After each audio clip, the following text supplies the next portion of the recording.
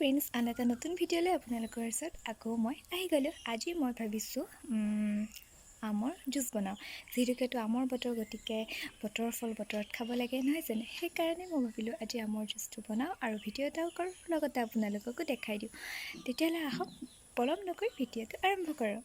ৰেচিপিটোৰ বাবে মই লৈছোঁ 2টা আম আৰু এই আম দুটা মই এতিয়া কাটি ল'ম সৰু সৰুকৈ। এয়া মোৰ কটা হৈ গ'ল, বেছি সৰুকৈ কটা নাই, এটা জোখত কাটি লৈছোঁ।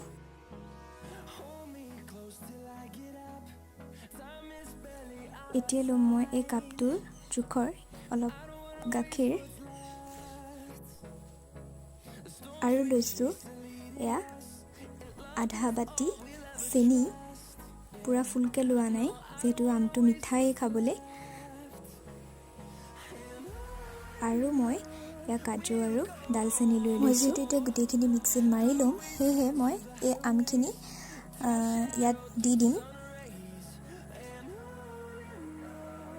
মই হাতেৰেই দিছোঁ এটুকুৰ এটুকুৰকৈ, কাৰণ চামুচেৰে দিবলৈ দিগদাৰ হয় আৰু গোটেইখিনি প্লেটেৰে দি দিবলৈও দিগদাৰ হয়, পৰি যাব পাৰে। সেয়েহে মই ভালদৰে হাতখন ধুই পেলাই এয়া হাতেৰেই ধুনীয়াকৈ মিক্সিত দি লৈছোঁ।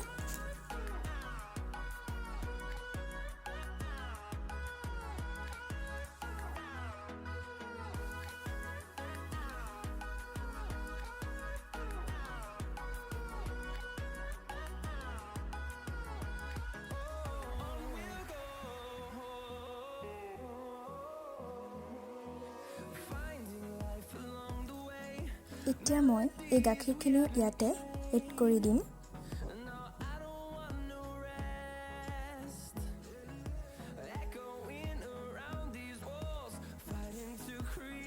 আৰু লগতে চেনিখিনিও ইয়াত এড কৰি দিছোঁ।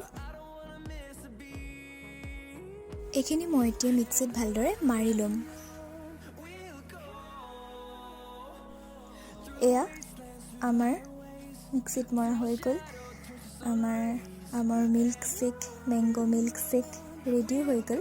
দেখিছে বহুত ধুনীয়া হৈছে, পাতল হোৱা নাই, একেবাৰে ডাঠো হোৱা নাই, এটা জোখত হৈছে। কালাৰটো বহুত ধুনীয়া এটা কালাৰ আহিছে।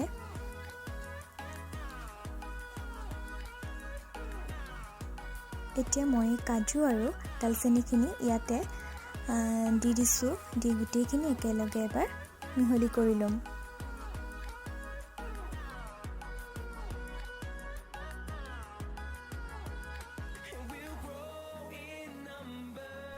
মই গিলাচটোত এতিয়া মেংগ' মিল্ক শ্বেকখিনি বাকি ল'ম।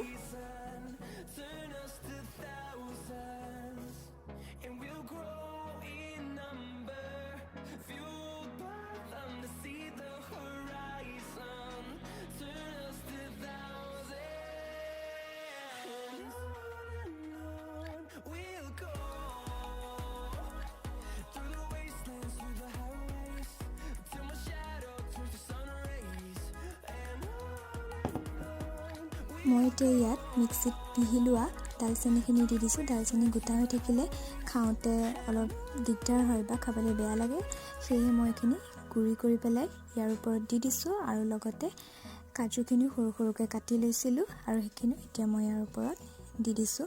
দেখিবলৈও ভাল লাগে আৰু লগতে খাবলৈও।